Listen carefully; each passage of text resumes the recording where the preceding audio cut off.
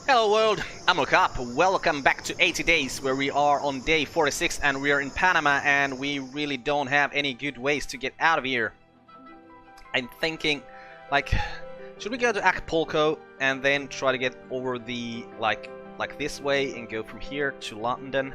We still have 34 days, or we could go this. It feels like this way is the wrong way to go anyways. So, when can we leave to Acapulco? Tomorrow. Okay, so we shall sleep here for the day. That evening, I strolled the streets only to find myself face to face with Fanchon, the engineer. Gesner had pointed out to me at the works. "Ah, the visitor from France," she smiled lopsidedly. "Have you come to take back your canal? It will not be so easy." She raised her fists playfully. "Madame," I greeted her, and she took my hand. "I was told you are leaving town," I said. She nodded. "I am indeed. I have a..." She smiled. "A little craft of my own devising, but it needs a few parts. You know how these things are." "What kind of craft?" I asked, intrigued. She shrugged. "It's kind of a bird," she replied, "but she is, you might say, injured at the moment." "My master and I are going around the world," I declared. "How exciting for you," she replied, though I do not think she meant it. Her eyes were moving away in the middle distance. "Perhaps we could travel with you," I asked, "when your craft is repaired." She looked at me as though judging my character by inferring the way my parts fitted together. "As I say, it will take some time to repair, or some manpower. Time and manpower, they are both realized by one thing." "Name your price," I told her. She named a figure and made my eyes water slightly. "Well, I will ask my master," I muttered and crept quickly away. "Very good," she replied. I bid Madame Fanchon goodbye, at least until we decided whether we could afford such help as hers. I made my way back to Monsieur Fogg, only to find myself accosted by a group of Panamanian dynamite blasters.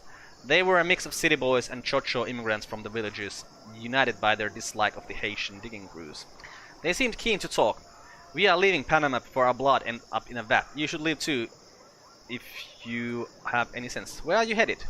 "We are making for Tabatinga in the Amazons." Shapiro gave me a considering look. "We may have some space for men of talent and determination." I considered their offer as I headed back to my lodgings. Men who spend their day blasting through mountains could prove to be useful travel companions if we wish to head into the interior of this vast continent. Okay, so... ooh, new routes, new routes, new routes.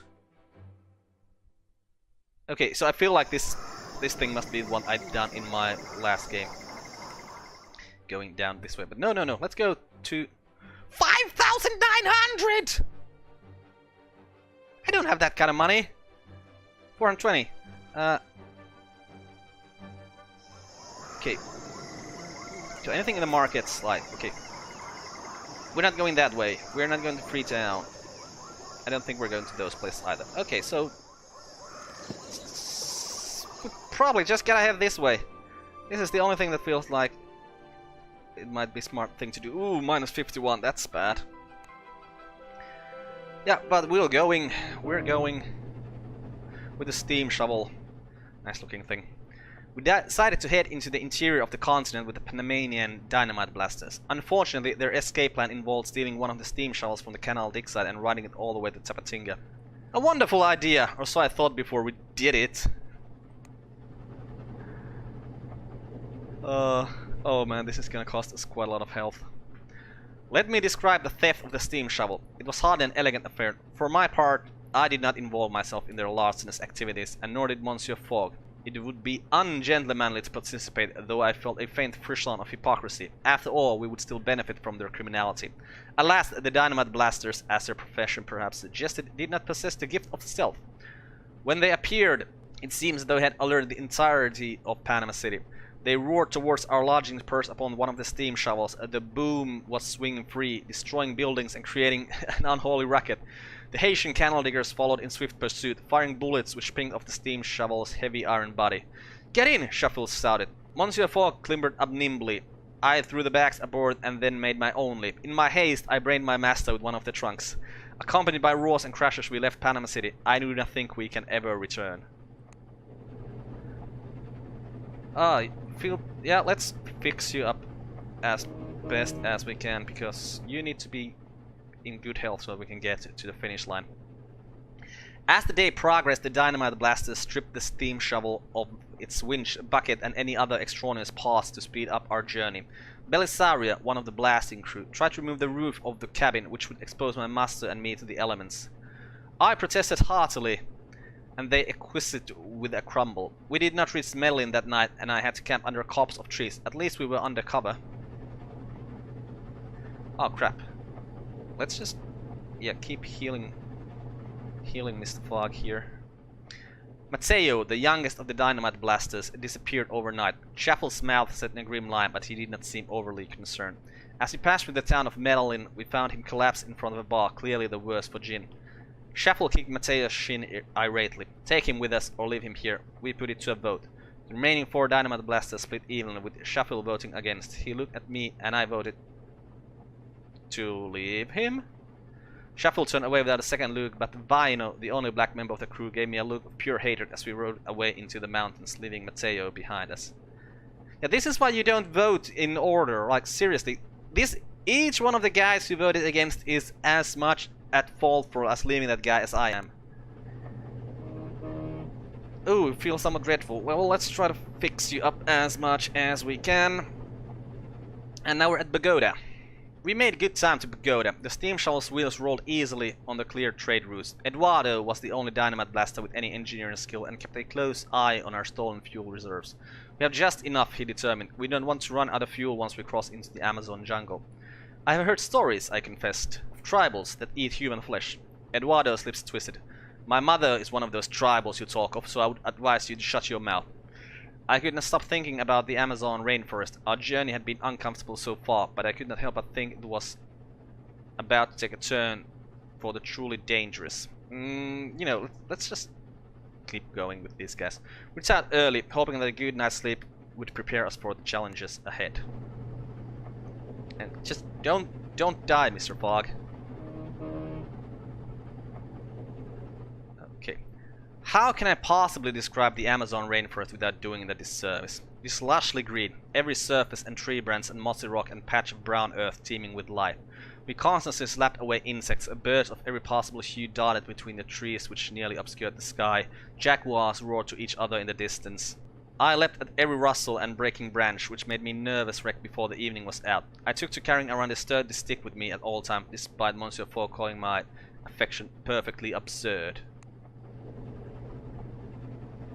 Oh, Fogg just keeps getting worse. Let's converse.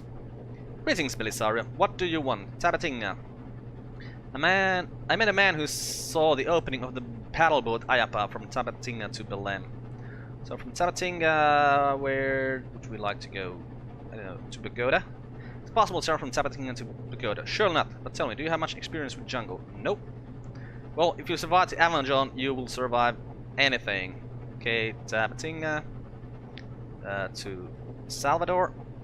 No idea. But I do know the only market in Salvador has gone bankrupt. For Santiago. Talk a lot, don't you? Take some mate. You are too kind. Yes, I am. Tabatinga to Port Moresby. Sounds unlikely. Well, to Asuncion. Talk a lot, don't you? Use some English poetry. Tabatinga. Pitcairn Island. Sure enough, to Machu Picchu. Talk a lot, don't you? Yes, I do. Okay, at least we found one route out of there. To Belém. Right. Eduardo woke the entire camp with an explosive shout. He regarded each of us with burning eyes. Someone, he whispered dangerously, has stolen our fuel. The forest seemed all of a sudden much darker than a moment before. Eduardo pulled a revolver from pocket and pointed straight at me. You, outsider, it must have been you. I held up my hands, expecting no aid from the others.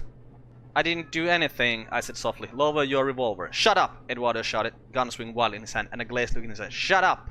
I swung for him with my stick. Are we gonna die? And my blow connected with his weapon. I felt the kick of the revolver discharging. Eduardo dropped the gun in shock, his eyes filling with horror. I turned and saw Chappell lying in a crumpled heap on the forest floor. I dropped to my knees beside him, thinking to staunch his bleeding, but the bullet had disintegrated half of his head. Eduardo screamed as if his soul was being ripped from him, and after that the forest was still. Oh crap, it's gonna take us ages to get there. Let's give you some English poetry, maybe that'll make you feel better. And What about some mate? That will make you feel better. Okay, you can put on some wool shirts as well. Okay, everything made you feel better, but we're going so slow. Let's fix fog now that we can. And now we are here.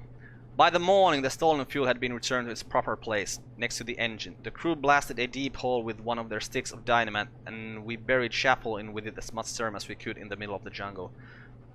Eduardo had not spoken a word, so I filled the tank and started up the steam shovel. We made the remainder of the journey to Tapatinga in near silence. Billy's Sharia shook my hand quickly in parting, but the others simply left. I never saw any of them again. I do not blame them, Monsieur Fogg said thoughtfully, looking around at the trading settlement. This is a journey best forgotten.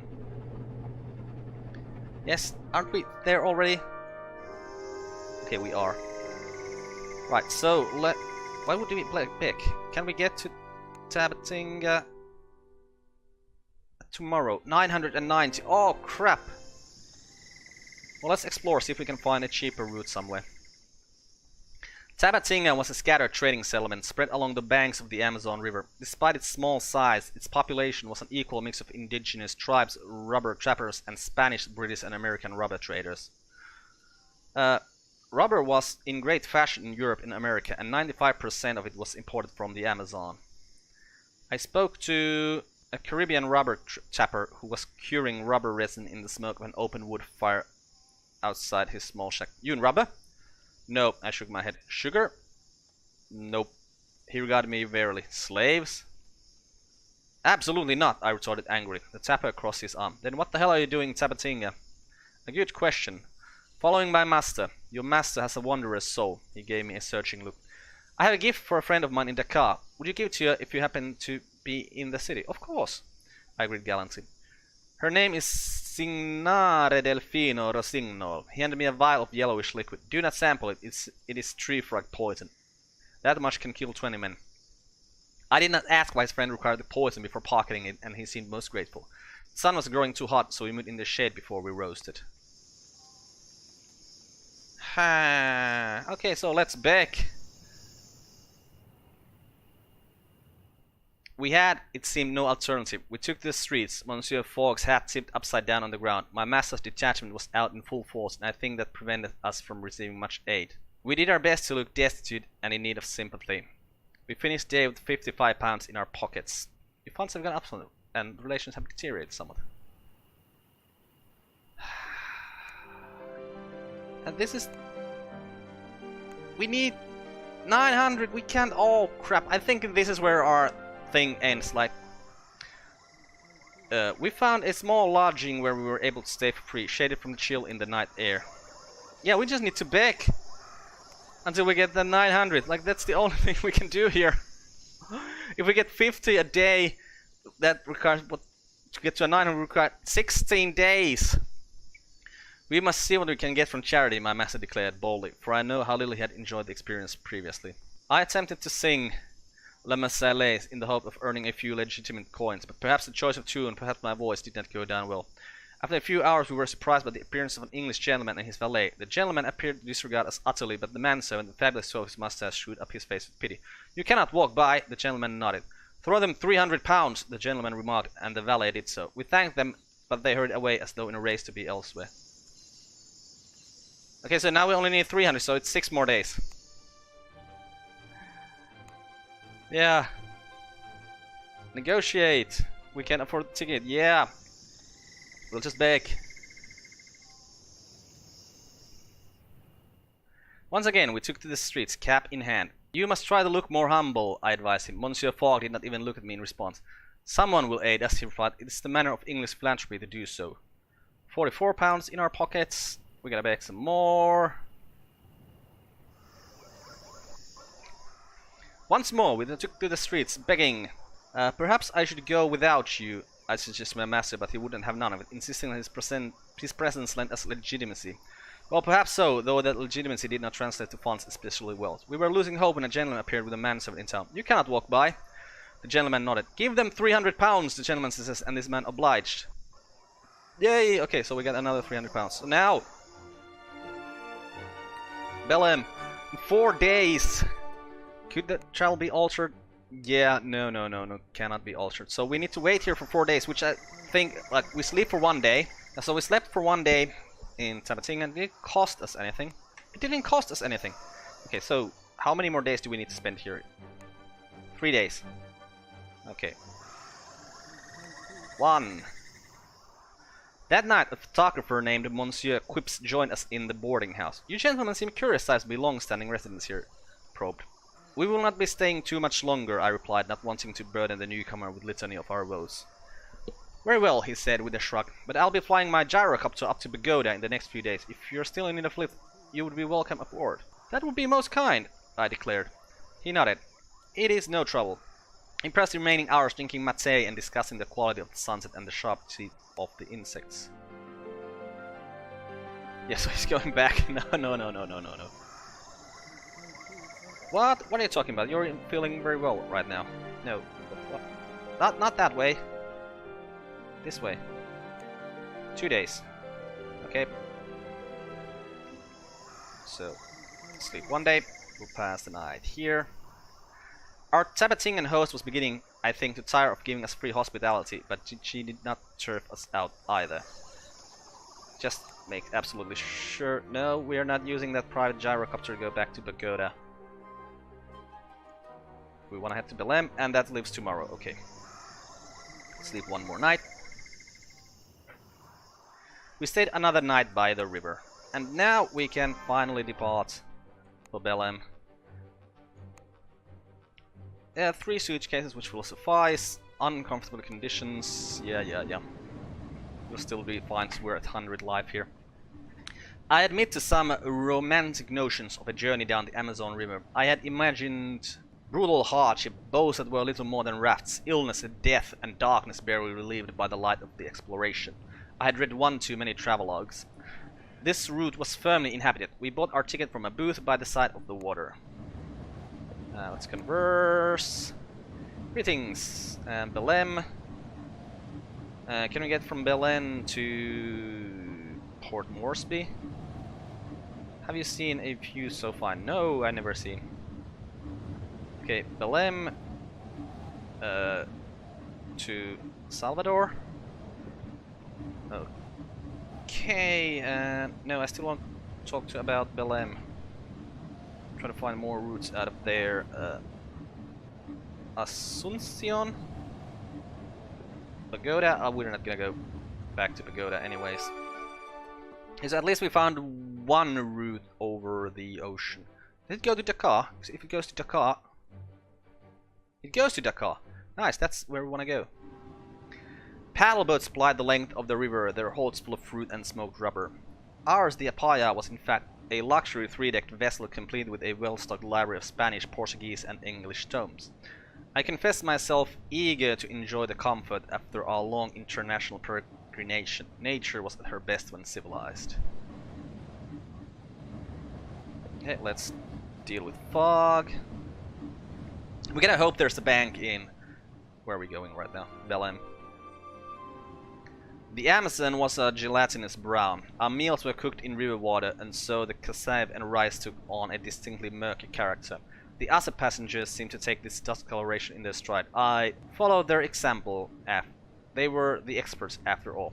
Monsieur Fogg picked at his food moodily. He was an Englishman and hence naturally suspicious of meals which were anything other than puritanically bland. Day 60, Monsieur Fogg murmured that night in his sleep, and still some distance yet to travel. Yes, you are right, we must make haste, and we'll try to fix you up a tiny bit as well. I mean, you're not losing nearly as much health as it's claimed that you're gonna be, but maybe it'll happen in the end. One of the Ayapuas passengers introduced himself to me at the bar on the upper deck. He was a stocky black man with extravagant mutton chops. Granville Foray, at your service. Pleased to meet you, monsieur.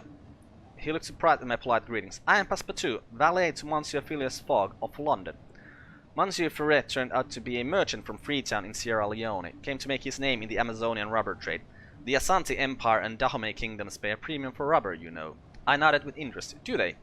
Oh yes, for use in their airships and gyrocopters, naturally. I am headed back to Freetown with full cargo.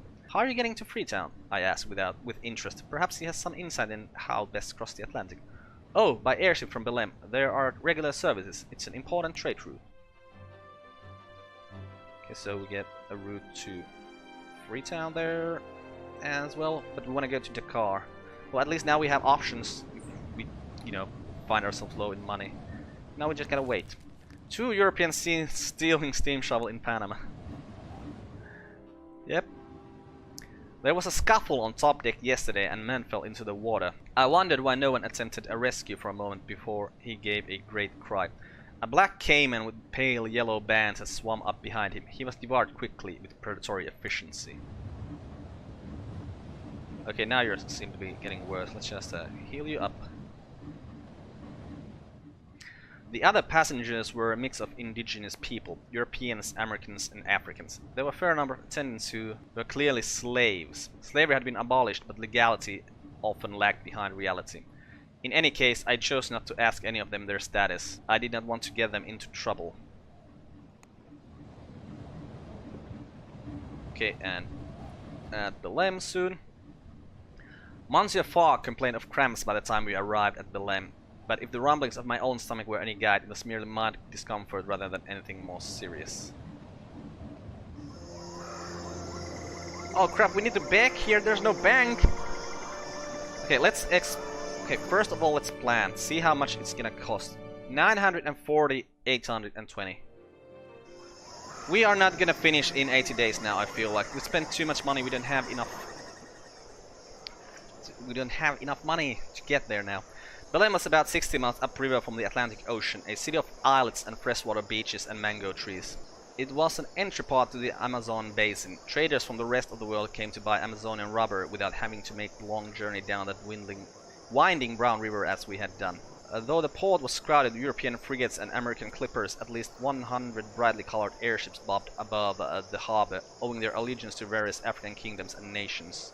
I shared a cup of coffee with an airship captain. He was tall and well dressed, carrying himself with an elegant restraint of a gentleman. He proclaimed himself Captain Rossignol, a peanut trader bound for Dakar.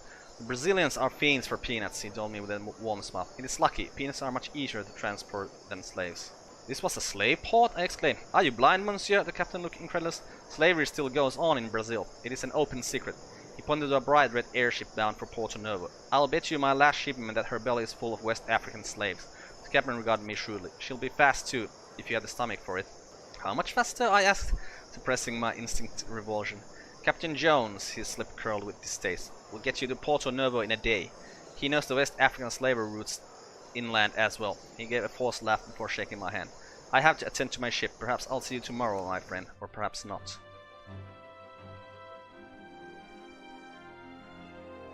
Okay, so that will take us all the way there. Oh, and now we just need to beg. This is unfortunate. This begging is gonna cost us so many days that it's just not gonna happen. Again, we took the streets to request charity. We did our best to look destitute and in need of sympathy. We dusted down our coats with 45 pounds in our pockets. Let's beg some more.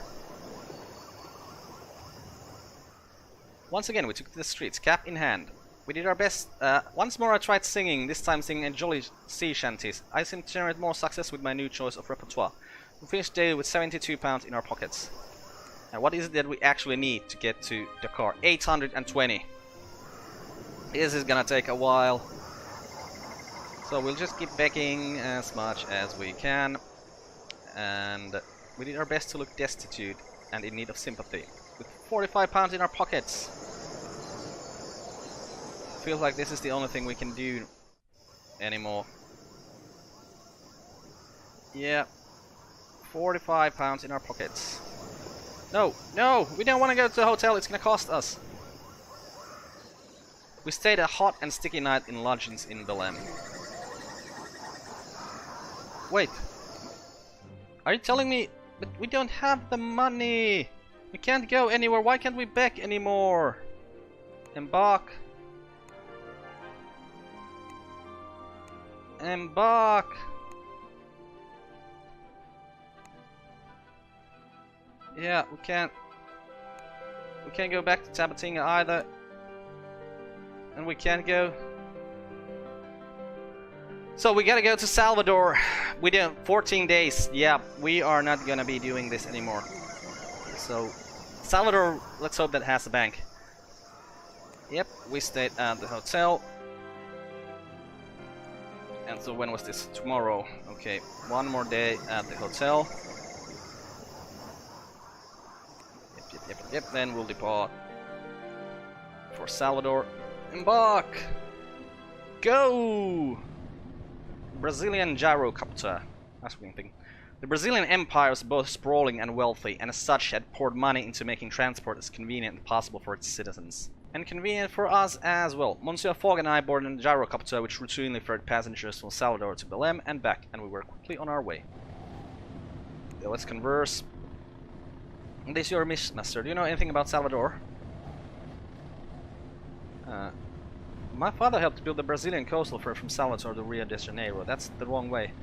More expensive. We can live some buying and selling presents. Well, yes, we probably could, but we don't have any of them. You might be interested. You can obtain zoetrops in Buenos Aires, extremely valuable in Budapest. Okay, that doesn't really help us right now. There was little possibility of conversation over the sound of the gnashing rotors and rushing wind, and so I thought of Paris. I didn't know why. There was nothing in the landscape below to remind me of it, but longing filled my chest and squeezed my throat.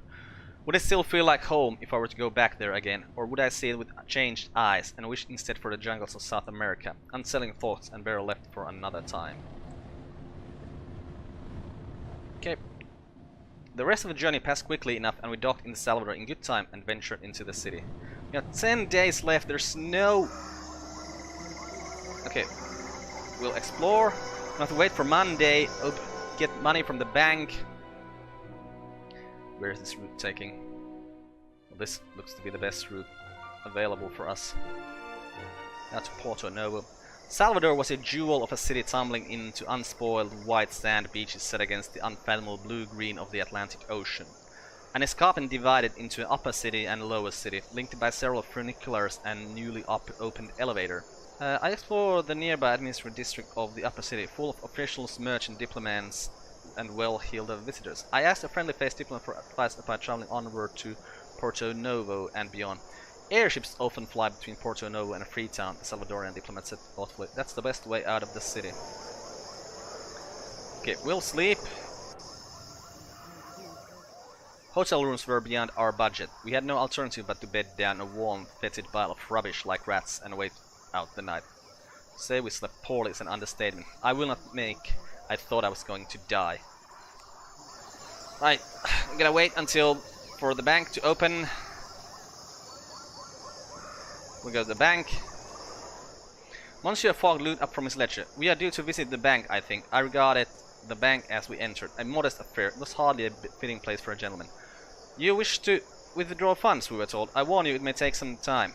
That will not do. Can we still... We swept out of the bank. Oh, crap! So, yeah, let's just go back there. I thought that maybe we could, like, get it to please some more. Yeah, let's regard the manager as we enter. A small, sweaty man who greeted us with charming profession. You want to make a withdrawal, the manager said. We may have to wait a day or two. Let's wait. We'll take all money. Like, we'll paid already, so we'll just take as much money as we can. The manager nodded. I will have to communicate to London first, of course, I apologize. I shall reply in 2 working days. It seems, Monsieur Fogmas, that we have some time to dispose of. Yeah, we'll sleep one day. The streets again, Monsieur Fogg complained, and I could only shrug. We had no option but to wait out the night behind a building like shipwrecked slavers and shiver till morning. Halfway through the night we were accosted by a miserable and hungry individual. I bid them join us, and they lay down gratefully in our heap, sharing a little much-needed warmth. And another day... We had no choice but to curl up near a local steam mill like wild dogs and shiver till morning. Halfway through the night we were accosted by a limping dog who curled up our feet, seeking a little warmth. Okay, let's tap the clock, go to the bank, get the money, return to the bank and open in time to collect our funds, and then we were ready to proceed once more. And I think we're actually going to end this episode here, and then we're going to, in the next one we're going to see if we can still do this in the 8 days we have left. I'm on Carp, this has been called... No, this has been 80 days. Goodbye world, thanks for watching, see you next time.